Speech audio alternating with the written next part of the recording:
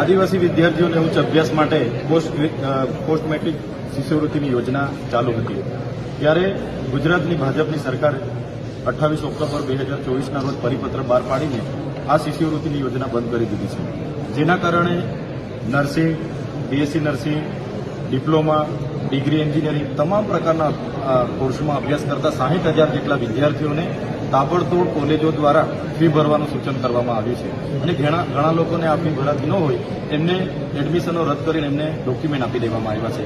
ત્યારે આ 60,000 વિદ્યાર્થીઓના ભવિષ્યનો સવાલ છે.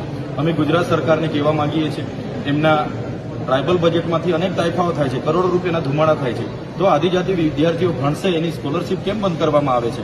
ત્યારે ભાજપની આદિવાસી સમાજ પ્રત્યેની વિરોધીની આ માનસિકતા છતી થઈ છે.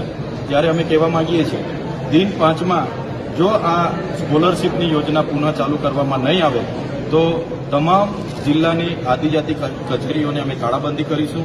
દિન 10 પછી પણ નિર્ણય નહીં લેવામાં આવશે તો ગાંધીનગર આવીને બિરસા મુંડા ભવનને તાળાબંધી કરીશું અને સચિવાલયનો અમે ઘેરાવ કરીશું.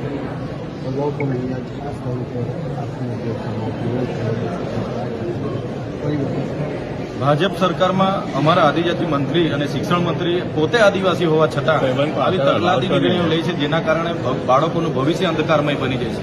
ગયા વર્ષે પણ અમે યુવરાજભાઈ અને અમારી આગેવાનીમાં વિદ્યાર્થીઓ સાથે આંદોલન કર્યા હતા, પછી જ એ લોકોએ સ્કોલરશીપ આપી હતી અને ત્યારે જ અમારા વિદ્યાર્થીઓ ભણી શક્યા છે.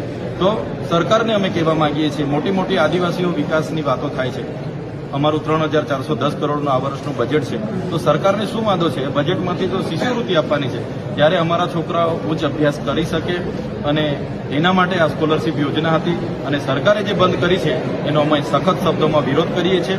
આવનારા દિવસોમાં જલન આંદોલન થશે. આજે તો અમે હજારો વિદ્યાર્થીઓ સાથે અહીંયા આંદોલન કરીશું.